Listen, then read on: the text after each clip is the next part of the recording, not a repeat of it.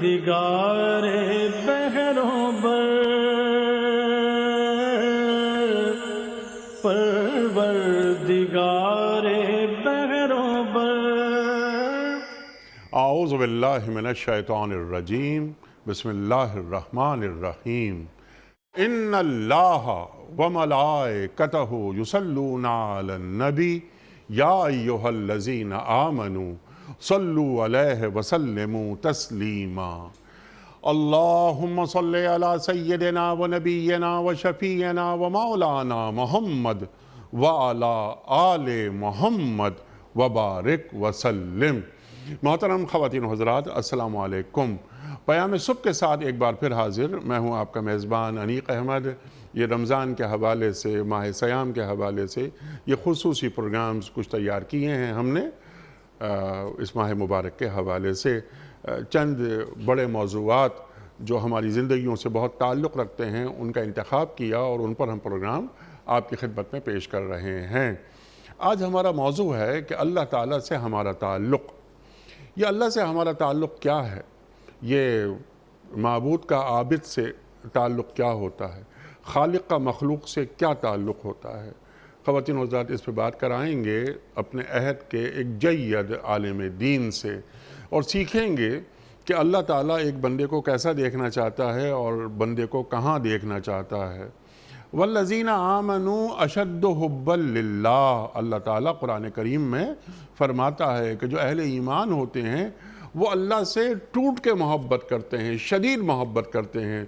اب سوال یہ پیدا ہوتا ہے کہ اللہ سے ٹوٹ کے محبت کرنا، اللہ تعالیٰ سے شدید محبت کرنا، یہ کسے کہتے ہیں؟ یہ بھی ہم جانیں گے اپنے معزز مہمان سے۔ اللہ کا کلام، اللہ اکبر، وَإِذَا تُلِيَتْ عَلَيْهِمْ آيَاتُهُ زَادَتْهُمْ ایمانا، جب ان کے سامنے قرآن کریم کی تلاوت ہوتی ہے تو کیا ہوتا ہے کہ ان کا ایمان بڑھ جاتا ہے۔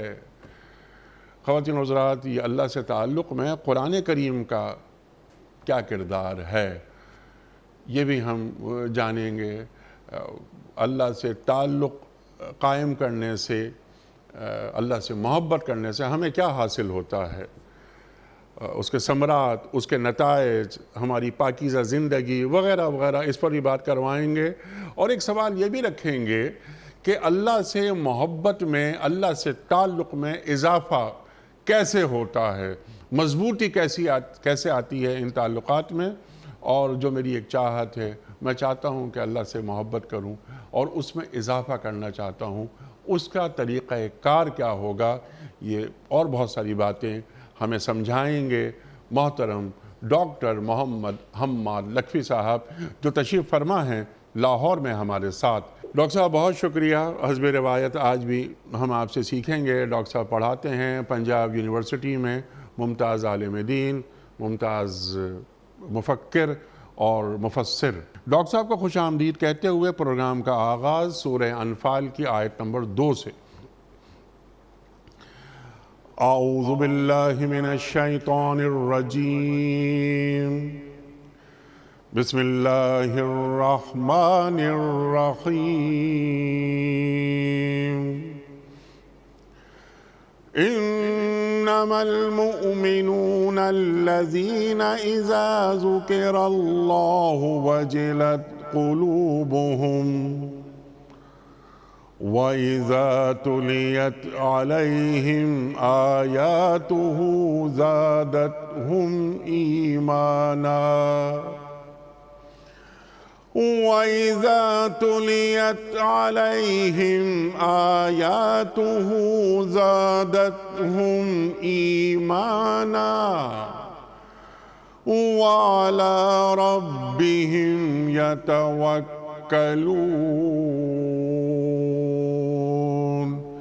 صدق اللہ العظیم۔ سچے اہل ایمان تو وہ ہیں جن کے دل اللہ کا ذکر سن کر لرز جاتے ہیں، اور جب اللہ کی آیات ان کے سامنے پڑھی جاتی ہیں تو ان کا ایمان بڑھ جاتا ہے اور وہ اپنے رب پر اعتماد کرتے ہیں۔ محترم ڈاکٹر صاحب ارشاد فرمائیے کہ یہ اللہ سے تعلق کسے کہتے ہیں، کیا معنی ہیں، کیا مفاہیم ہیں؟ میں نے انٹرو میں کچھ سوالات اٹھائے تھے، میں چاہ رہا ہوں کہ آغاز فرمائیں آپ ڈاکٹر صاحب۔ بسم اللہ الرحمن الرحیم۔ دیکھیں، اللہ تعالیٰ سے بندے کا جو تعلق ہے یہ دو طرفہ ہے، ایک اللہ کی طرف سے بطور خالق ہے اور بندے کی طرف سے بطور مخلوق کے اور اشرف المخلوقات کے ہے۔ اللہ تعالیٰ نے دنیا میں جتنی بھی مخلوقات کائنات میں پیدا کی ہیں یہ انسان کے لیے پیدا کی ہیں اور انسان کے فائدے کے لیے پیدا کی ہیں، اور یہ پوری کی پوری کائنات اللہ کے حکم کی پابند ہے، لیکن وہ کسی نہ کسی طور خدمت کر رہی ہے انسان کی، اور انسان سے ایک واحد مطالبہ کیا گیا ہے کہ یا ایھا الناس اعبدوا ربکم الذی خلقکم والذین من قبلکم لعلکم تتقون، اور وہ مطالبہ یہ ہے کہ تم اللہ کی بندگی کرو، اللہ کی عبودیت میں آ جاؤ۔ وما خلقت الجن والانس الا لیعبدون، انسان اور جن کا جو مقصد تخلیق ہے وہ بھی یہ بتاتا ہے کہ اللہ تعالیٰ کے ساتھ ایک عبودیت کا تعلق بندے کا ہونا چاہیے، اور اللہ تعالیٰ نے انسان کی تخلیق بھی اسی ایک عبودیت کے تعلق کی وجہ سے کی ہے، اور یہی انسان کا مقصد تخلیق ہے۔ اب انسان جب اللہ تعالیٰ کے ساتھ تعلق بناتا ہے تو انسان کی طرف سے یہ تعلق سوائے عبودیت کے اور کچھ نہیں ہے، اور باقی ساری کی ساری اس کی آف شوٹس ہیں یا اس کے مختلف پہلو ہیں، عملی، روحانی اور نفسیاتی پہلو ہیں عبودیت کے، جس کو آپ ذکر کہہ لیجئے، اللہ کی یاد کہہ لیجئے، اللہ کی محبت کہہ لیجئے، یا انسان نفسیاتی طور پر اپنے آپ کو اللہ تعالیٰ کی حفاظت میں تصور کرے۔ یہ جتنے بھی اس کے ظاہری، مادی اور باطنی طور پر اس کے پہلو ہیں اللہ سے تعلق کے، اس کو ایک ہی اصطلاح کے نیچے سب کو سمجھا جا سکتا ہے، اور وہ ہے عبودیت کا تعلق۔ جو خالق کا تعلق ہے، خالق بطور معبود کے بھی ہے، خالق بطور امداد کرنے والے کے بھی ہے، وہ بطور رب کے بھی ہے، وہ روزی رساں کے بھی ہے، وہ مالک بھی ہے، وہ مدبر کائنات بھی ہے، وہ انسان کو ہر موقع پر دراصل اس کی ضرورت رہتی ہے، اور اللہ تعالیٰ نے انسان کو ان ساری ضرورتوں اور ان سارے اللہ کی طرف سے جتنے بھی تعلقات ہیں ان تعلقات کا استحقاق ثابت کرنے کے لیے صرف ایک ہی مطالبہ کیا ہے، اور وہ مطالبہ یہ ہے کہ انسان عبد بن جائے۔ اب اس عبدیت کو آپ حب کا تعلق بھی کہہ سکتے ہیں، جو ایک بالکل انسان کی قلبی کیفیت کا نام ہے، اس کو آپ اللہ تعالیٰ کی معیت کا تعلق بھی کہہ سکتے ہیں، جو ایک نفسیاتی کیفیت کا نام ہے، اور اس کو آپ عبدیت کا تعلق بالعموم بھی کہہ سکتے ہیں، جس کا تعلق نظام عبادات کے ساتھ اور پوری زندگی اللہ کی مرضی کے مطابق کر لینے کا نام ہے۔ سبحان اللہ، سبحان اللہ، پورے اپنی زندگی ایک ایک لمحہ اللہ تعالیٰ کی غلامی میں گزرے۔ اچھا ڈاکٹر صاحب، یہ جو آپ نے بات فرمائی کہ وما خلقت الجن والانس الا لیعبدون، اور یہ عبادت کا مقصد پھر اللہ سے ایک تعلق قائم ہو جانا، تو اللہ کی ایک ذات ہے، ایک صفات ہے، تو جب تک کہ ہم صفات پر مکمل ہماری آگاہی نہ ہو جائے، یا دوسرے الفاظ میں جب تک معرفت الہی نہ ہو جائے، اور حضرت علی فرماتے ہیں کرم اللہ وجہہ کہ اس عبادت میں یعنی کوئی اس عبادت کا فائدہ نہیں کہ جس میں غور و خوض نہ ہو، تو میں عبادت کس کی کر رہا ہوں وغیرہ وغیرہ۔ سوال میرا سمپل سے یہ ہے کہ کیا معرفت الہی کے بغیر، اللہ کو جانے بغیر، اللہ کو سمجھے بغیر، کیا اللہ تعالیٰ کی عبادت ہو سکتی ہے، وہ عبادت جو ہم سے ہمارے معبود کو مطلوب ہے؟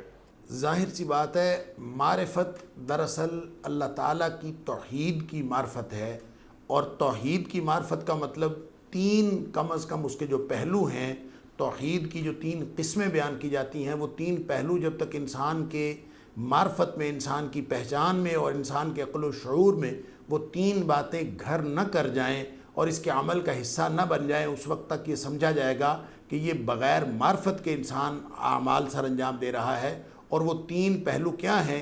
ایک تو اللہ کی ذات کی معرفت حاصل ہو کہ وہ ذات کیا ہے، ایک اللہ تعالیٰ کی صفات کی معرفت ہو، اور ایک اللہ تعالیٰ کی عبادت جس کو آپ کہتے ہیں توحید الوہیت۔ اس میں جہاں تک اسماء و صفات کا تعلق ہے، اس میں بھی عام طور پر انسان کو سمجھنے میں بہت زیادہ دقت نہیں ہوتی۔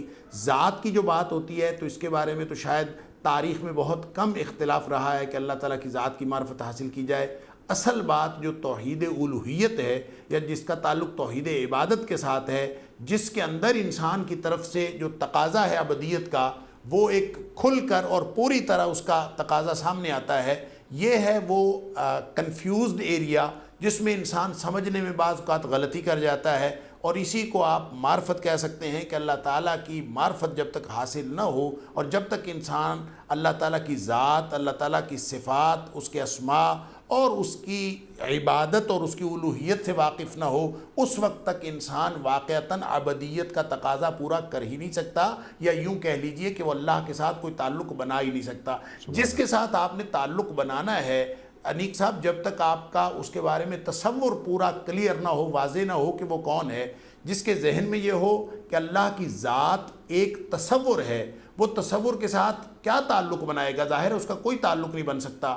اللہ کی ذات کے بارے میں یہ معرفت ہونی چاہیے کہ وہ ایک ذات ہے، اس ذات بابرکات کی کوئی انسان نہ تشبیہ دے سکتا ہے، نہ اس کی کوئی توجیہ کر سکتا ہے، نہ اس کی کوئی تجسیم کر سکتا ہے، اور نہ اس کی صفات کے اندر کوئی تعطیل اور تشبیہ کی جا سکتی ہے، نہ اس کی کوئی کیفیت بیان کی جا سکتی ہے۔ جب ہم اس طرح سے ایک اللہ کی ذات کا تصور کرتے ہیں جو علیم بھی ہے، جو قدیر بھی ہے، جو سنتی بھی ہے، اور اجیب دعوت الداعی اذا دعان، اس نے اپنی صفات کا اس قدر تفصیل کے ساتھ بیان فرمایا ہے کہ میرا بندہ میری معرفت حاصل کر لے اور اس کو یہ پتہ ہو کہ میرا اللہ ہر وقت سنتا ہے۔ لا تأخذہ سنۃ ولا نوم، نہ اس کو نیند آتی ہے نہ اس کو اونگ آتی ہے، وہ ہر وقت، اور ولا یعودہ حفظہما وہو العلی العظیم، اور وہ اس دھرتی کی حفاظت جو ہے اس کو تھکاتی نہیں ہے، اور وہ ہر چیز کو جاننے والا ہے، وہ عظمتوں والا ہے، اور وہ بہت بلند ہے۔ جب یہ ساری صفات انسان ایک تصور کی شکل میں، ایک اللہ کی ذات کے تصور کی شکل میں اپنے دل و دماغ میں بٹھاتا ہے، تو پھر اس انسان کے اندر ایک ارج پیدا ہوتی ہے کہ وہ ایسے علیم و قدیر اور قدرتوں والے اور علی کل شیء قدیر رب کے ساتھ اپنا تعلق قائم کرے، جو اس کا مالک بھی ہے، جو اس کا خالق بھی ہے، اس کا روزی رساں بھی ہے، اس کے لیے منزل مقصود پر پہنچانے کے لیے اور اس کو جنت الفردوس میں پہنچانے کے لیے اور نعمتیں عطا فرمانے کے لیے اور دنیا اور آخرت کی ہر طرح کی مصیبتوں سے بچانے کے لیے جو اس کا واحد سہارا ہے۔ جب انسان یہ معرفت حاصل کرتا ہے تو پھر انسان کے اندر اللہ کے ساتھ تعلق بنانے کی وہ ارج پیدا ہوتی ہے، وہ تقاضا پیدا ہوتا ہے جو بنیاد بنتا ہے تعلق باللہ کی۔ سبحان اللہ، سبحان اللہ۔ آپ نے بات فرمائی تھی آغاز میں الوہیت، ہم سب توحید کے ماننے والے ہیں الحمدللہ، اور اللہ کی توحید یعنی وہ اللہ کی وحدانیت میں کسی کو شریک ممکن ہی نہیں کہ کوئی ملاوٹ اس قسم کی ہمارے ذہنوں میں کوئی جگہ بنا لے۔ لیکن یہ جو بات آپ نے فرمائی، جو دوسرا حصہ ہے کہ اللہ تعالیٰ کی ذات کو مان لینا، اس کے بعد اس کی جو صفات ہیں اس کو ماننا، اس کی معرفت اختیار کرنا، حاصل کرنا، یہ ایک بہت بڑی ذمہ داری ہے۔ اس سے پہلے کہ میں آپ سے اگلا سوال رکھوں آپ کی خدمت میں، مجھے بس اس کے ساتھ ہی چلتے رہیں گے، آگے بڑھتے رہیں گے کہ ہم من حیث الکل، من حیث المجموع، کیا اللہ تعالیٰ کی جو صفات ہیں، جس جانب آپ نے اشارہ فرمایا کہ سمیع ہے، علیم ہے، خالق ہے، مالک ہے، باری ہے، ملک ہے، مہیمن ہے، عزیز ہے، جبار ہے، وغیرہ وغیرہ وغیرہ وغیرہ، 99 صفات دیکھتے جائیے، پڑھتے جائیں، اور پھر اللہ تعالیٰ کی معرفت ہمیں حاصل ہوتی رہتی ہے۔ من حیث المجموع، کیا آج عالم اسلام میں، یا ہم پاکستان کی بات کر لیں، ہم پاکستانیوں کے ساتھ اٹھتے بیٹھتے ہیں، زیادہ تر باتیں کرتے ہیں ان سے، کیا اللہ تعالیٰ سے ایک تعلق کو قائم کرنے کے لیے یا مضبوط تعلق کو قائم کرنے کے لیے، یا جیسا کہ آپ نے فرمایا کہ اللہ تعالیٰ کا ایک سچا پکا غلام بننے کے لیے، اللہ کا عابد بننے کے لیے، کیا من حیث المجموع ہم اللہ تعالیٰ کی صفات پر غور کرتے ہیں، یا ہمارے گھروں میں یا ہمارے تعلیمی اداروں میں وغیرہ وغیرہ یا ہماری مساجد میں، کیا اللہ تعالیٰ کی صفات پر غور کرنے کا کوئی درس دیا جاتا ہے تاکہ ہمارا تعلق اللہ تعالیٰ سے مضبوط ہو جائے، وہ تعلق جو اللہ کو ہم سے مطلوب ہے؟ دیکھیں جی، اللہ تعالیٰ کے ساتھ ہمارا تعلق اگر بن جائے اور اگر بن جاتا تو پھر مسلمان کبھی مغلوبیت میں نہ رہتے۔ ٹھیک ہے۔ اللہ تعالیٰ نے تو صاف قرآن میں فرمایا ہے کہ اگر اللہ تعالیٰ تمہاری مدد کر رہا ہوتا تو کبھی بھی تم مغلوب نہیں ہو سکتے تھے۔ اِن يَنْصُرْكُمُ اللَّهُ فَلَا غَالِبَ لَكُمْ، اگر اللہ تمہاری مدد کر رہا ہوتا تو تم کبھی بھی مغلوب نہ ہوتے۔ تو جب ہم مغلوب ہیں تو اس کا صاف مطلب ہے کہ اللہ کی مدد ہمارے ساتھ نہیں ہے۔ جب اللہ کی معیت انسان کو مل جائے، اللہ کا ساتھ مل جائے، اللہ کا قرب مل جائے، تو پھر انسان یعنی مسلمانوں کی وہ کیفیت انفرادی اور اجتماعی طور پر وہ کبھی ہو نہیں سکتی جو اس وقت مسلمانوں کی اجتماعی اور انفرادی کیفیت ہے۔ لہٰذا جو آپ کا سوال ہے کہ کیا ہم اللہ تعالیٰ کی صفات پر غور کرتے ہیں، تو یہ نتیجہ بتاتا ہے، ہمارے اعمال کی کیفیت بتاتی ہے، ہمارے حالات بتاتے ہیں کہ ہم اپنے اللہ سے تعلق توڑ بیٹھے ہیں، اور ہمارا اللہ ہماری مدد سے ہاتھ اٹھا دیا ہے ہمارے اللہ نے، اور اللہ کی مدد ہمارے ساتھ نہیں ہے۔ اور جب اللہ کی مدد ہمارے ساتھ نہیں ہے تو پھر دنیا کائنات میں آپ جہاں کہیں مرضی پھرتے رہیں، اللہ تعالیٰ فرماتا ہے وَإِن يَخْذُلْكُمْ، اگر اللہ ہی تمہیں چھوڑ جائے، فَمَنْ ذَا الَّذِي يَنْصُرُكُم مِّن بَعْدِهِ، تو پھر بھری کائنات میں تمہارا کوئی مددگار نہیں ہوگا، تمہاری مدد کرنے کے لیے کوئی نہیں آئے گا۔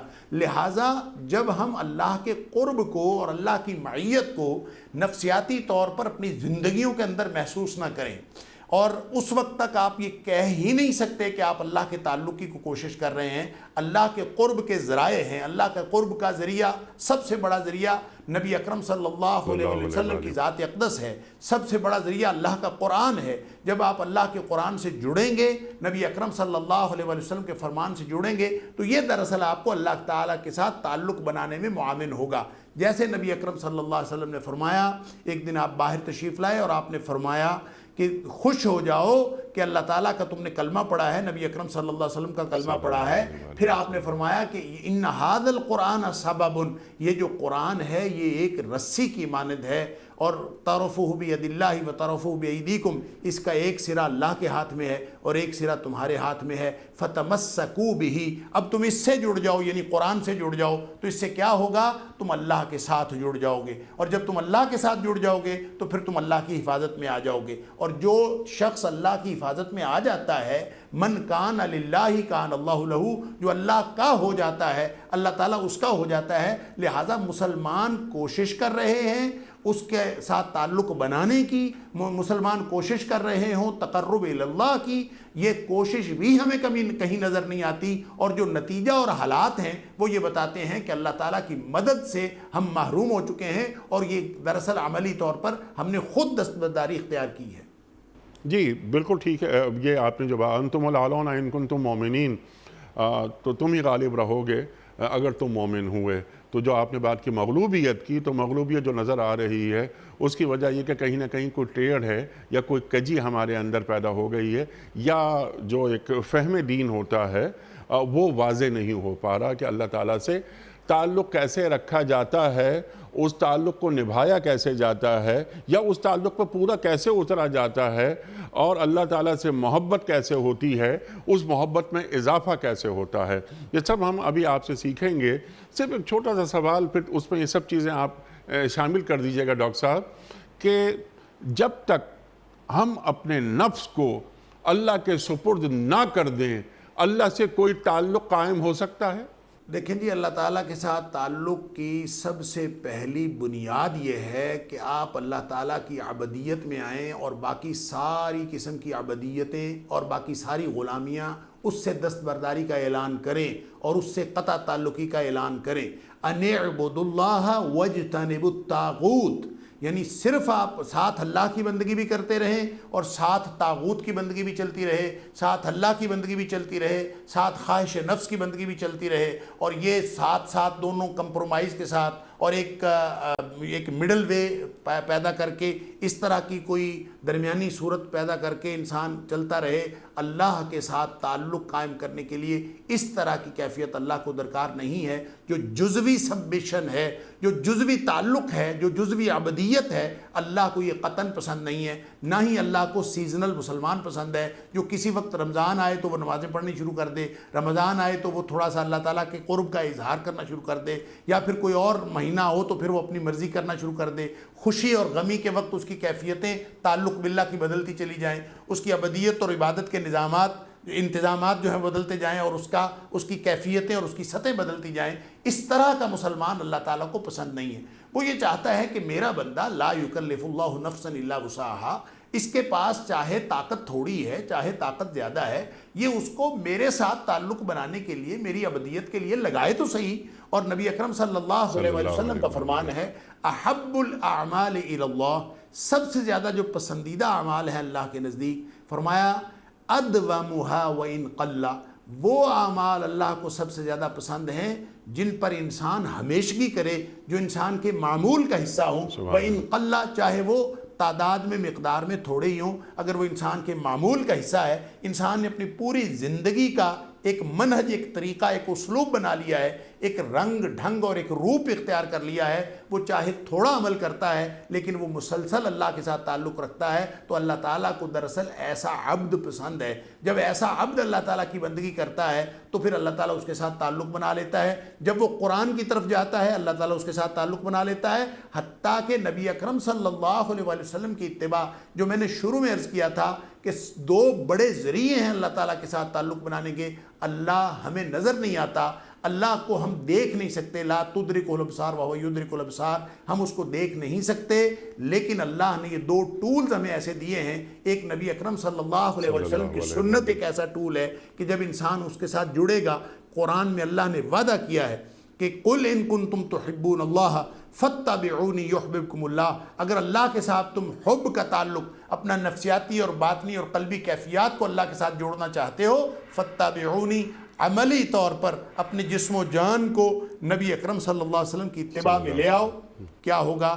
یحببکم اللہ ویغفر لکم ذنوبکم، وہ تمہارے ساتھ اللہ خود محبت کرنا شروع کر دے گا اور تمہارے گناہ بھی معاف کر دے گا۔ گویا اللہ تعالیٰ نے ایک پیکج دے دیا ہے قرآن کی شکل میں اور نبی اکرم صلی اللہ علیہ وسلم کی ذات اقدس کی شکل میں، کہ جو بھی شخص اللہ تعالیٰ کے ساتھ تعلق بنانا چاہتا ہے وہ مینلی اس پیکج کو پکڑے، اور اگر اس پیکج کے ذریعے سے اللہ کا تعلق بنتا ہے تو یہی وہ تعلق ہوگا، اس کے علاوہ کوئی دوسرا ذریعہ اللہ تعالیٰ کے ساتھ تعلق بنانے کا نہیں۔ جتنی تفصیلات ہیں یا اللہ کے قرآن کے ذیل میں ہیں یا نبی اکرم صلی اللہ علیہ وسلم کی ذاتی حیثیت کے ذیل میں ہیں، جو ہمیں اللہ کے قریب کر دیتی ہیں۔ سبحان اللہ، سبحان اللہ۔ سرکار دو عالم صلی اللہ علیہ وآلہ وسلم کو چھوڑ کر اللہ تک نہیں پہنچا جا سکتا، یعنی بائی پاس کر کے ایسا ہو ہی نہیں سکتا کہ بندہ ڈائریکٹ اللہ کا قرب حاصل کر لے، کوئی تعلق قائم کر لے یا اللہ سے محبت کا اظہار شروع کر دے۔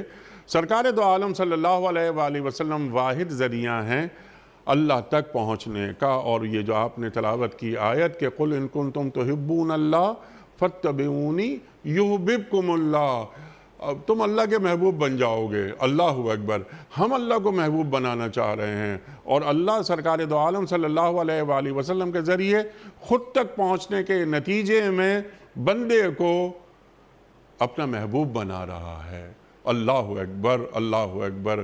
اب یہاں جیسے میں نے انٹرو میں ایک آیت تلاوت کرنے کا شرف حاصل کیا تھا کہ والذین آمنوا اشد حبا للہ، جو اہل ایمان ہوتے ہیں وہ اللہ سے ٹوٹ کے محبت، شدید محبت کرتے ہیں۔ وہاں بھی یحببکم اللہ آ گیا۔ یہ اللہ سے محبت کیا ہوتی ہے؟ ایک تو الوہیت، عبادت کرنا، اپنا رخ ٹھیک رکھنا، اللہ کی جانب بالکل سیدھا رکھنا۔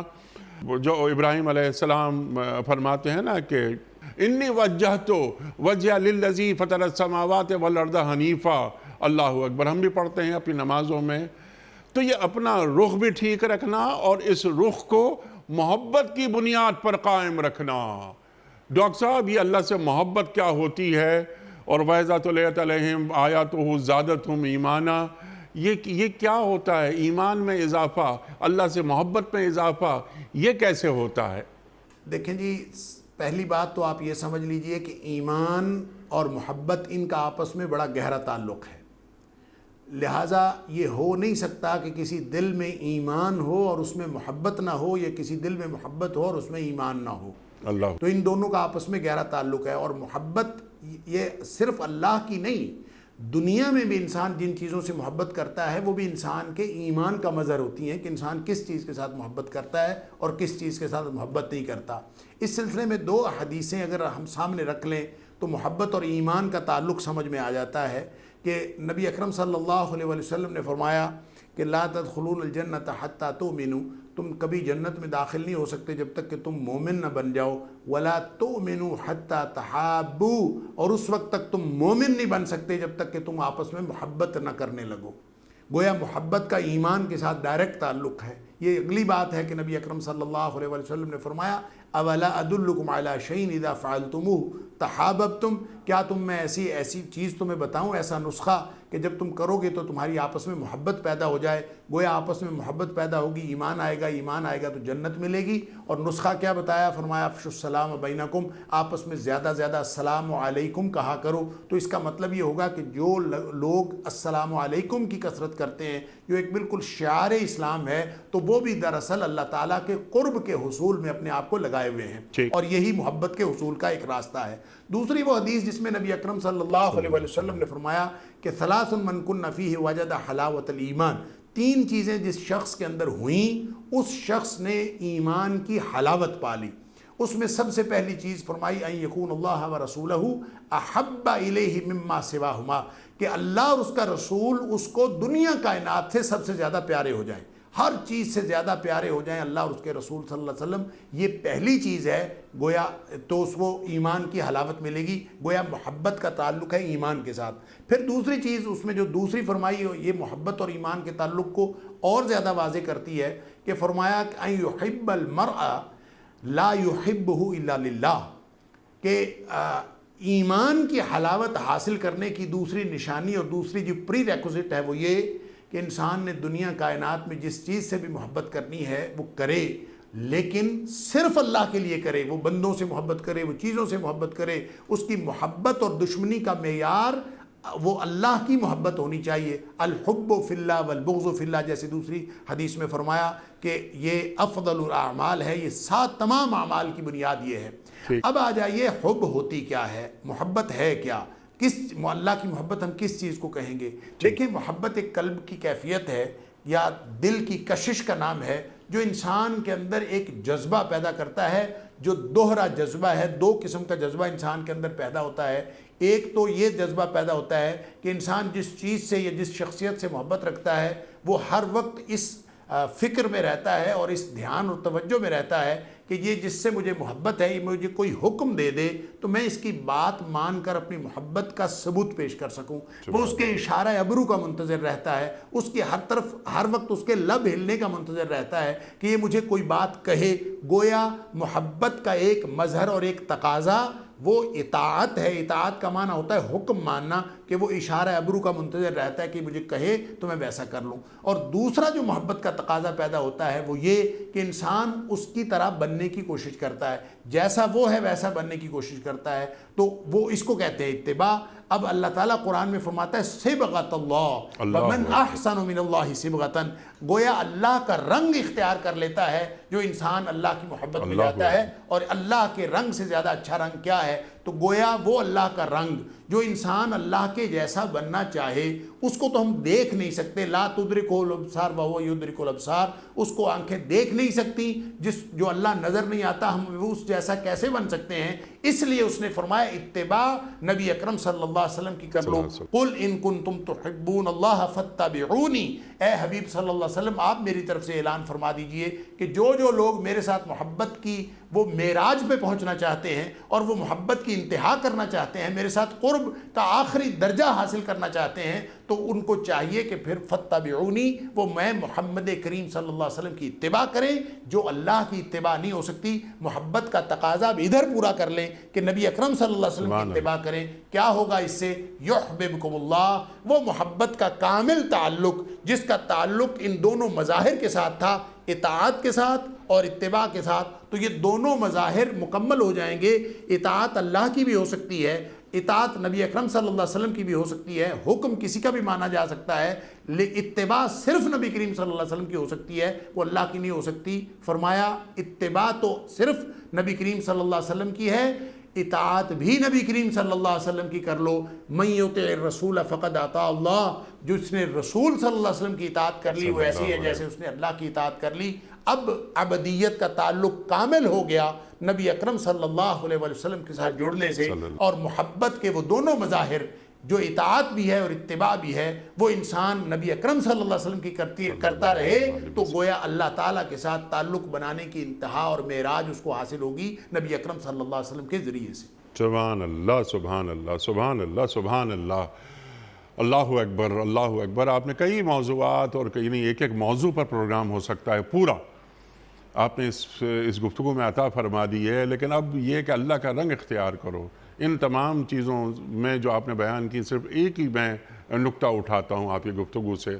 صبغۃ اللہ، من احسن من اللہ صبغہ، جو اللہ تعالیٰ فرما رہا ہے کہ اللہ کا رنگ اختیار کرو. اور اللہ کے رنگ سے بہتر رنگ کس کا ہو سکتا ہے؟ کون سا ہو سکتا ہے؟ تو کیا یہ اللہ سے محبت کرنے کے لیے اللہ کا رنگ اختیار کرنا ضروری ہے؟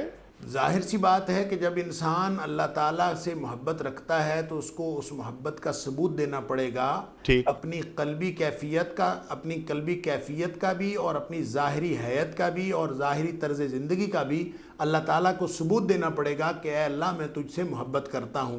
اور جب انسان اللہ سے محبت کرتا ہے، اللہ تعالیٰ کی طرف سے تو کوئی کمی ہے ہی نہیں. اللہ تعالیٰ تو فرماتا ہے، حدیث قدسی ہے کہ جب میرا بندہ مجھے یاد کرتا ہے تو میں اس کو یاد کرتا ہوں. جب میرا بندہ تنہائی میں مجھے یاد کرتا ہے میں اس کو تنہائی میں یاد کرتا ہوں. اور جب یہ محفل میں مجھے یاد کرتا ہے تو مجھ سے بہتر محفل یعنی فرشتوں کی محفل میں اس کو یاد کرتا ہوں. جب یہ میری طرف چل کے آتا ہے تو میں اس کی طرف دوڑ کے آتا ہوں. سبحان اللہ. جو وہ میری طرف ایک قدم آتا ہے میں اس کی طرف 2 قدم آتا ہوں. اللہ کی طرف سے کوئی کمی نہیں ہے، ساری کمی تو انسان کی طرف سے ہے. اور یہ پوری ہوتی ہے کمی جب انسان یہ سوچ لے، اپنی خواہشات کو روک لے. وَنَهَا النَّفْسَ عَنِ الْهَوَىٰ، اپنی خواہشات کو، اپنے نفس کو خواہشات سے روکے اور خواہشات کو قابو کر کے خواہشات کا بندہ بننے کی بجائے اللہ کا بندہ بن جائے اور ہر وقت اللہ کو یاد کرے، اللہ کا ذکر کرے.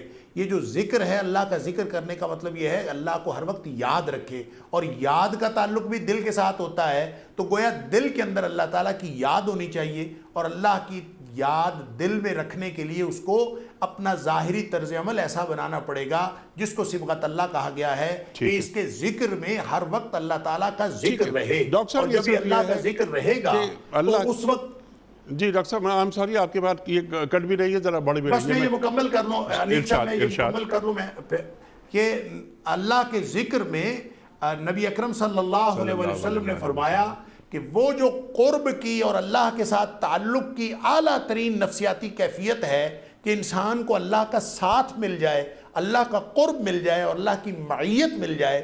فرمایا کہ انا مع عبدی اذا ذکرنی، میں اپنے بندے کے ساتھ ہوتا ہوں جب یہ میرا بندہ مجھے یاد کرتا ہے، میرا ذکر کرتا ہے تو میں اس کے بالکل ساتھ ہوتا ہوں، اس کو میری معیت کا درجہ حاصل ہو جاتا ہے. وَتَحَرَّكَتْ بِي شَفَتَاهُ، جب اس کے دونوں ہونٹ ہل رہے ہوتے ہیں تو میں اس وقت اس کے بالکل ساتھ ہوتا ہوں. گویا تعلق باللہ کی معراج حاصل ہوتی ہے جب انسان اپنا ظاہری باطنی روپ صبغت اللہ کے مطابق بناتا ہے. سبحان اللہ، سبحان اللہ. ذکر کی آپ نے بات فرمائی ڈاکٹر صاحب، اللہ تعالیٰ کے ذکر سے بڑھ کر اور کس کا ذکر ہو سکتا ہے. لیکن ہم جس موضوع پہ ہم بات یعنی آپ سے کروا رہے ہیں اور آپ سے سیکھ رہے ہیں کہ اللہ کا رنگ کیسے اختیار کیا جاتا ہے، اور اللہ کے رنگ سے بہتر کوئی رنگ ہو ہی نہیں سکتا. اللہ تعالیٰ فرما رہا ہے کہ تخلقوا باخلاق اللہ، کہ اپنے اندر اللہ کے اخلاق پیدا کرو. اللہ کا ذکر کرنا، الوہیت کی طرف آپ نے اشارہ فرمایا، اپنا رخ اللہ کی طرف رکھنا وغیرہ وغیرہ وغیرہ وغیرہ، بہت ساری باتیں. وہ محفل بڑی بابرکت ہوتی ہے جس میں اللہ کا ذکر ہوتا ہے. یہ سب آپ سے سیکھا ہم نے، کتابوں میں پڑھا وغیرہ وغیرہ. لیکن یہ تخلق باخلاق اللہ، کہ اپنے اندر اللہ کے اخلاق، اللہ کے اوصاف پیدا کرو کہ اللہ رحمان ہے، رحیم ہے وغیرہ وغیرہ، اور جتنی صفات ہیں اللہ تعالیٰ کی. کیا اللہ تعالیٰ ایک بندے مومن میں اپنی صفات کا اظہار دیکھنا چاہ رہا ہے، یا کوئی ایک تمثیلی رنگ ہے اس کا کہ اللہ رحمان ہے، اللہ رحیم ہے؟ تو اللہ یہ بھی چاہتا ہے کہ بندہ اس کائنات کے ساتھ، اہل کائنات کے ساتھ، انسانوں کے ساتھ، بندگان خدا کے ساتھ رحم کا معاملہ رکھے، رحم دلی کا معاملہ رکھے. آپ نے بات فرمائی، اور کیا بہترین بات آپ نے فرمائی کہ اللہ تک پہنچنے کا ذریعہ سرکار دو عالم صلی اللہ علیہ وآلہ وسلم، بلکہ واحد ذریعہ قیامت تک کے لیے صرف اور صرف محمد مصطفیٰ احمد مجتبیٰ صلی اللہ علیہ وآلہ وسلم. وَمَا أَرْسَلْنَاكَ إِلَّا رَحْمَةً لِّلْعَالَمِينَ، وہاں بھی رحمت کی بات ہو رہی ہے. تو اللہ تعالیٰ کی صفات کو اختیار کر لینے کا اللہ سے تعلق کو مضبوطی میں کتنا ہاتھ ہے؟ دیکھیں نبی اکرم صلی اللہ علیہ وآلہ وسلم کے ذریعے سے اللہ تعالیٰ نے وہ سارے اخلاق بتا دیے ہیں اور اس کی ساری تفصیلات بتا دی ہیں جن کو آپ تخلقوا باخلاق اللہ، کہ اپنے آپ کو اللہ تعالیٰ کے دیے ہوئے اخلاق کے مطابق بناؤ اور اس جیسے اخلاق پیدا کرو اور اسی طرح بندوں کے ساتھ سلوک کیا کرو جس طرح اللہ چاہتا ہے۔ تو اس سے مراد ہے یہ گویا اللہ تعالیٰ نے اپنے نبی اکرم صلی اللہ علیہ وسلم کے ذریعے سے سب بتا دیا ہے۔ اب وہ پورا ڈسپلن ہے دراصل تعلق باللہ قائم کرنے کا۔ اب اس ڈسپلن میں جو جس کی طرف آپ اشارہ کر رہے ہیں کہ انسان کس طرح سے کر کے اللہ تعالیٰ کے ساتھ تعلق بناتا ہے، کیا کرے، تو اصل میں اس کے لیے کوئی اسپیشل اس کو نصاب الگ سے لانے کی ضرورت نہیں ہے۔ وہ جو حدیث قدسی ہے جو بخاری شریف کے اندر بھی موجود ہے کہ نبی اکرم صلی اللہ علیہ وسلم نے فرمایا کہ اللہ فرماتا ہے کہ میں اپنے بندے کے ساتھ محبت کرنا شروع کر دیتا ہوں اور میرا بندہ مجھ سے قرب حاصل کر لیتا ہے ان فرائض کے ذریعے سے بھی جو میں نے فرائض ان کے اوپر عائد کیے ہیں۔ گویا جو فرائض ہیں، نماز ہے، روزہ ہے، حج ہے، زکوٰۃ ہے اور مخلوق خدا کی خدمت ہے، یہ سب وہ اخلاق ہیں جن کے ذریعے سے اللہ تعالیٰ کا قرب حاصل ہوتا ہے۔ آپ نے کسی کو سلام کا جواب دینا ہے، یہ اللہ تعالیٰ کا سکھا ہوا اخلاق ہے اپنے نبی کریم صلی اللہ علیہ وسلم کے ذریعے سے، یہ بھی اللہ کے قرب کا باعث ہے۔ آپ نماز پڑھ رہے ہیں، اللہ کے قرب کا باعث ہے۔ آپ روزہ رکھ رہے ہیں، اللہ کے قرب کا باعث ہے۔ آپ لوگوں پر رحم کر رہے ہیں، اللہ کے قرب کا باعث ہے۔ من لا یرحم لا یرحم، جو رحم نہیں کرتا لوگوں پر اس پر رحم نہیں کیا جاتا۔ گویا آپ جس طرح کا تعلق چاہتے ہیں اللہ تعالیٰ کے ساتھ ویسا آپ سلوک کریں لوگوں کے ساتھ۔ نبی اکرم صلی اللہ قرآن میں اللہ تعالیٰ نے یہ بھی فرمایا کہ کیا تم یہ نہیں چاہتے، جب حضرت ابوبکر صدیق رضی اللہ تعالیٰ نے کسی واقعے کی وجہ سے فرما دیا کہ میں اس کو آئندہ نہیں اس کی مدد کیا کروں گا، تو فرما دیا کہ کیا تم یہ نہیں چاہتے کہ اللہ تعالیٰ تمہارے اوپر فراخی کرے، تم ان کی غلطیاں معاف کرو تاکہ اللہ تعالیٰ تمہیں معاف کرے۔ تو آپ جو جس طرح کا سلوک اللہ تعالیٰ کے ساتھ یہ چاہتے ہیں کہ اللہ ہمارے ساتھ سلوک کرے، آپ کمزوروں کے اوپر، اپنے ساتھیوں کے اوپر، اپنے دوستوں کے اوپر، اپنے مخلوق کے اوپر وہی سلوک کریں گے، تو یہ وہ فرائض سے ہٹ کر ہرگز نہیں ہے جو فرائض نبی اکرم صلی اللہ علیہ وسلم نے امت پر اللہ کی طرف سے حاصل کر کے عائد کیے ہیں، یہ وہی فرائض ہیں۔ لہٰذا اللہ تعالیٰ فرماتا ہے فرائض کے ذریعے سے بھی میرا بندہ میرے تقرب میں، میرے قرب میں آتا رہتا ہے، میرا قرب حاصل کرتا ہے، میرے قریب آتا جاتا ہے۔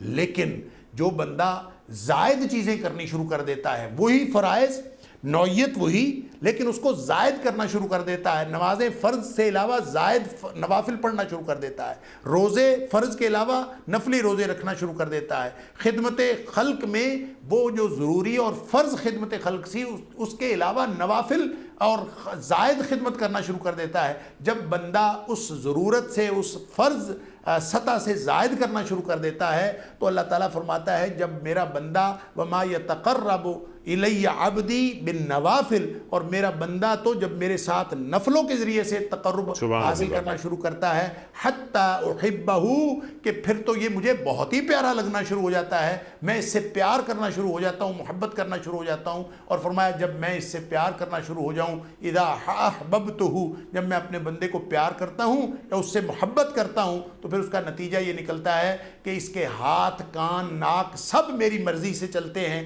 پھر اس کی آنکھیں بھی وہ کچھ نہیں دیکھتی جو اللہ نہیں چاہتا، اس کے کان بھی وہ کچھ نہیں سنتے جو اللہ نہیں چاہتا، اس کے ہاتھ بھی وہ کچھ نہیں پکڑتے جو اللہ نہیں پکڑتا، اس کے پاؤں بھی اس طرف نہیں چلتے جہاں اللہ نہیں چاہتا۔ لہٰذا اس کی پوری زندگی ہے وہ اللہ کے رنگ میں رنگی جاتی ہے۔ یہ ہے صبغت اللہ۔ اور پھر اللہ تعالیٰ فرماتا ہے کہ یہ پھر مجھ سے سوال کرتا ہے تو میں لازماً اس کو عطا کرتا ہوں۔ یہ مجھ سے پناہ میں آتا ہے، میری پناہ میں آنا چاہتا ہے، میں لازماً اس کو پناہ دیتا ہوں۔ بلکہ اللہ تعالیٰ نے فرمایا مجھے اس قدر اس کی تکلیف بری لگتی ہے، اس کو تکلیف پہنچنا مجھے اس قدر برا لگتا ہے کہ تاکہ جب میں نے اس کی جان نکالنی ہوتی ہے تو جو ذرا سی تکلیف ہوتی ہے وہ بھی مجھے گوارا نہیں ہوتی کہ اس کو تکلیف ہو، کہ کیوں اتنی محبت اللہ تعالیٰ اپنے بندے سے کرنا شروع کر دیتا ہے۔ یہ ہے وہ پورا ڈسپلن، نبی اکرم صلی اللہ علیہ وسلم کا دیا ہوا وہ نظام، جس کو آپ صبغت اللہ کہہ لیں، جس کو آپ اخلاق اللہ کہہ لیں، جس کو آپ نبی اکرم صلی اللہ علیہ وسلم کی سنت کہہ لیں، نبی اکرم صلی اللہ علیہ وسلم کی دی ہوئی شریعت کہہ لیں۔ یہ ہے پورا نظام جو انسان کو انفرادی اور اجتماعی طور پر اللہ تعالیٰ کے ساتھ تعلق اور محبت کے نظام کے ساتھ وابستہ کر دیتا ہے۔ سبحان اللہ، سبحان اللہ۔ اس کے نتائج، اس کے ثمرات کیا ہوتے ہیں فائدہ کیا ہوتا ہے ذرا یہ بھی آپ ہمیں تعلیم کر دیجئے. الا ان اولیاء اللہ لا خوف علیہم ولا هم یحزنون. ارشاد. دیکھیں وہ تو ایک تو فائدہ یہ ہے یعنی اس کو جامعیت کے ساتھ عیسائیت میں بھی بیان کر دیا کہ لا خوف علیہم ولا هم یحزنون. ایک تو مستقبل کا ہر طرح کا خوف ختم ہو گیا، اور ایک ماضی جو گزرا ہوا ہے اس کا ہر قسم کا غم ختم ہو گیا، تو پیچھے رہ کیا گیا. اور تفصیلات اس کی یہ ہیں کہ اللہ تعالیٰ رزق بھی عطا کرتا ہے، اللہ تعالیٰ اس کی مشکلات بھی آسان کرتا ہے، اللہ تعالیٰ اس کو دنیا و ما فیہا سے بے نیاز بھی کرتا ہے، اور اس میں اللہ تعالیٰ اس کے زبان سے سوال نکلنے سے پہلے قبول فرماتا ہے، اور پھر اللہ تعالیٰ اس کو اپنی حفاظت میں لے لیتا ہے، اور پھر اللہ تعالیٰ اس کو دنیا میں بھی اور آخرت میں بھی اور ہر مرحلہ حیات میں اللہ تعالیٰ اس کے اوپر فرشتے نازل کرتا ہے، جو فرشتے اس کو ساتھ ساتھ خوشخبری بھی دیتے جاتے ہیں اور اس کو یہ بتاتے جاتے ہیں کہ تو اللہ کی پناہ میں ہے. لہٰذا اللہ کی معیت میں انسان کے یہ سارے کے سارے مشکل ترین مراحل حیات اور مراحل حیات و ممات یہ سارے کے سارے یہ سر ہوتے ہیں، اور یہ انسان ان ساری مراحل سے گزرتا ہے اللہ کی معیت میں.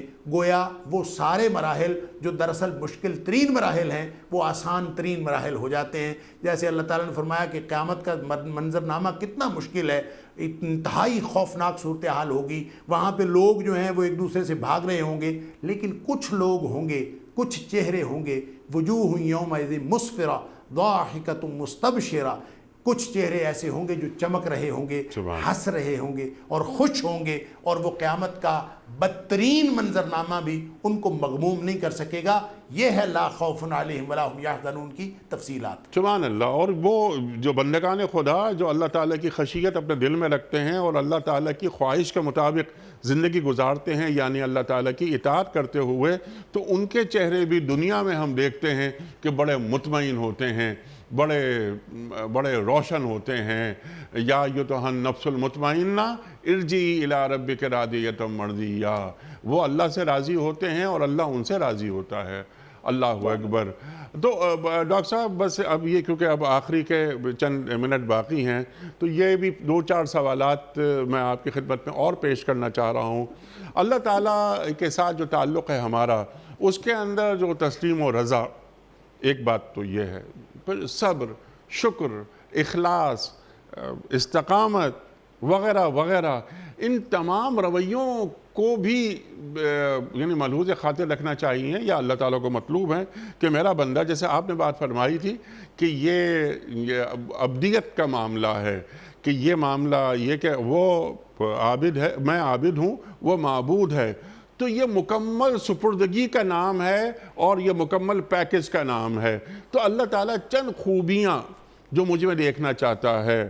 آپ نے ذکر کیا کہ ہاں نماز، روزہ، حج، زکوٰۃ، یہ تو بڑا اچھا ہے، انفاق، صدقات، خیرات بہترین چیز ہے. انسان کا خیال رکھو، کیونکہ الخلق عیال اللہ، کہ تمام مخلوق اللہ کا کنبہ ہے.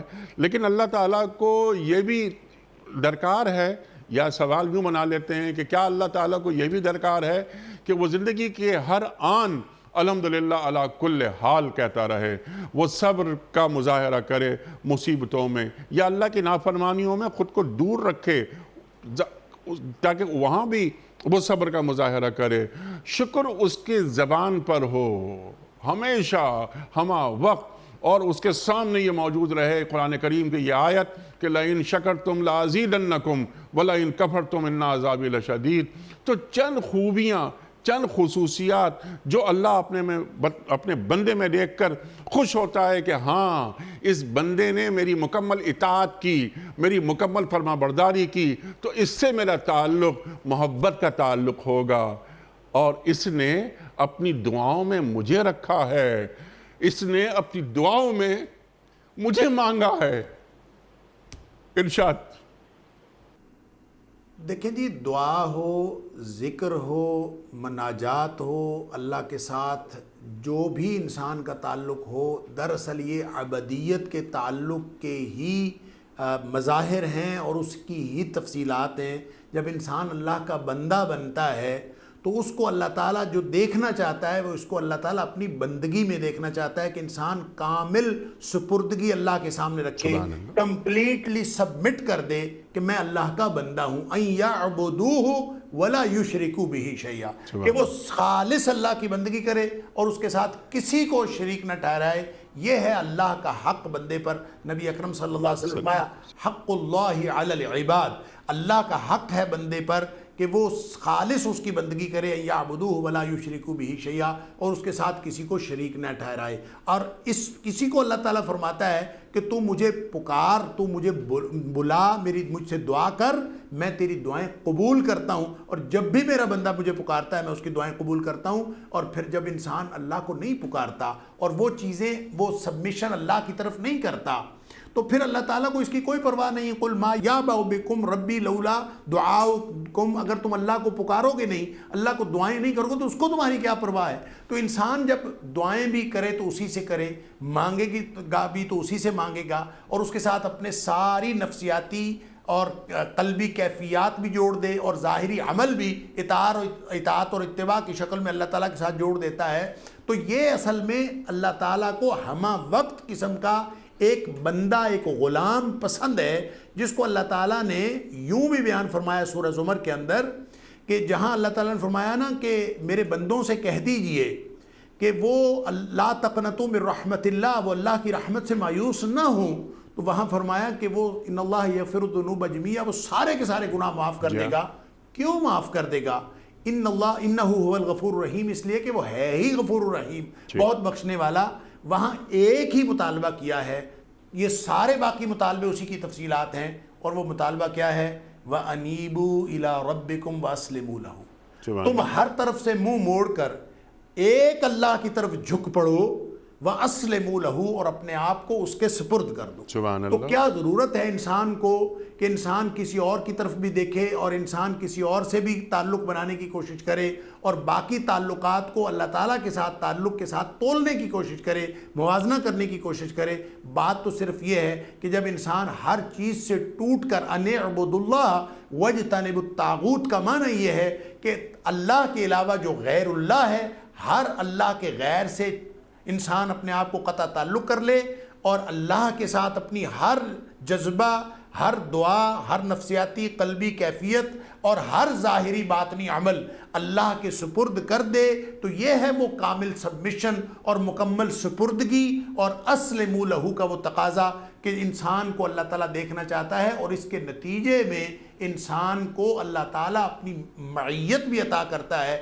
وَاسْتَعِینُوا بِالصَّبْرِ وَالصَّلَاةِ، یہ دو ٹول بتائے، صبر کے ساتھ، پیشنس کے ساتھ اور نماز کے ساتھ تم اللہ تعالیٰ کی مدد حاصل کرو، تو اللہ کی مدد، اللہ تعالیٰ کی نصرت، اللہ تعالیٰ کی معیت، اللہ تعالیٰ کی محبت، اللہ تعالیٰ کی عطا، اللہ کا فضل، یہ ساری وہ چیزیں ہیں جو انسان کو عطا ہوتی ہیں جب یہ کامل طور پر اپنے آپ کو اللہ کا بندہ بنا لیتا ہے۔ تو گویا ایک ہی بات ہے جہاں سے ہم نے بات شروع کی تھی پروگرام کے آغاز میں کہ عبدیت، وما خلقت الجن والانس الا لیعبدون، یہ ساری چیزیں جتنے عملی تقاضے ہیں، ظاہری باطنی تقاضے، یہ عبدیت کے اندر آ جاتے ہیں، اور وہ معبود جو ہے، جو خالق بھی ہے، مالک بھی ہے، رازق بھی ہے اور عالم و خبیر بھی ہے، پھر اس کی عطا وہ شروع ہو جاتی ہے اور اس کی رحمت کا انسان مستحق بن جاتا ہے، اور جب انسان اللہ کی رحمت کا مستحق بن جاتا ہے تو دنیا اور آخرت کی فضیلتیں اس کا مقدر بن جاتی ہیں۔ سبحان اللہ، سبحان اللہ۔ پھر مخلوق سے مانگنا چھوڑ دیتا ہے بندہ اور صرف اللہ ہی سے مانگتا ہے۔ ڈاکٹر صاحب، کنکلوژن آپ فرما دیجئے اور امت کو تعلیم کر دیجئے۔ ٹو ڈوز ہم اپنے ہر پروگرام میں رکھتے ہیں کرنے کے کام، کہ آج ہم سے کیا تقاضا کر رہا ہے ہمارا دین، قرآن کریم کی وہ آیات جو گفتگو میں آئیں، سرکار دو عالم صلی اللہ علیہ وآلہ وسلم کی تعلیمات، آپ کی اتباع، ہم کیا کر رہے ہیں اور کیوں ہم، یعنی رکاوٹیں کیا کیا ہیں، ان رکاوٹوں کو دور کیسے کیا جا سکتا ہے، یہ قباحتیں، یہ رکاوٹیں، کرنے کے کام کیا ہیں، ارشاد فرما دیجئے۔ دیکھیں، سب سے پہلا کرنے کا کام یہ ہے کہ اپنے آپ کو قرآن سے جوڑ لیں۔ سب سے پہلا عملی تقاضا مسلمان ہونے کے بعد جو انسان کے اوپر عائد ہوتا ہے وہ نماز ہے۔ نماز شروع کریں۔ نماز اللہ تعالیٰ کے قرب اور تعلق باللہ کا سب سے بڑا ذریعہ ہے۔ آپ اندازہ تو کیجئے، جب انسان کہتا ہے الحمدللہ رب العالمین الرحمن الرحیم مالک یوم الدین، اللہ فرماتا ہے حمدنی عبدی اثنا علی عبدی مجدنی عبدی، میرے بندے نے میری حمد بیان کی، میرے بندے نے میری تعریف کی، میرے بندے نے میری بزرگی بیان کی۔ تو بندہ سوچے کہ اس میں اصل میں بندے نے کیا کیا ہے۔ یہ سب کچھ تو اللہ کی عطا ہے، بندہ صرف اللہ کے سامنے کھڑا ہوا ہے، یہ ساری توفیق اس کی، یہ الحمدللہ رب العالمین، یہ نازل کردہ آیت اس کی۔ انسان جب کہتا ہے تو اللہ تعالیٰ حمدنی عبدی کہہ کے اپنی رحمت کا اظہار کرتا ہے کہ اس عمل کو بھی اس کی طرف منسوب کرتا ہے، حالانکہ یہ سارا کے سارا عمل خود اس نے سکھایا ہے، اور اللہ تعالیٰ اس کو گویا عطا کرنا چاہتا ہے۔ اللہ تعالیٰ کی عطا ہے جو اس نے یہ سب کچھ عطا فرمایا ہے، انسان کی کوتاہی ہے۔ وہ کسی شاعر نے کہا تھا کہ تیرے فیض عام سے بہرور نہ ہوا اگر تو میری خطا، میرے ہاتھ کی ہے یہ کوتہی، تیری زلف اگرچہ دراز ہے، کہ یہ اللہ تعالیٰ کی طرف سے ہر چیز کھلا فضل اللہ تعالیٰ کا پڑا ہوا ہے۔ ہم اپنے آپ کو اللہ کے اس فضل کا مستحق ثابت کرنے کے لیے صرف عبد بن جائیں تو اللہ تعالیٰ کی رحمت تو ہر وقت کھلی ہوئی ہے۔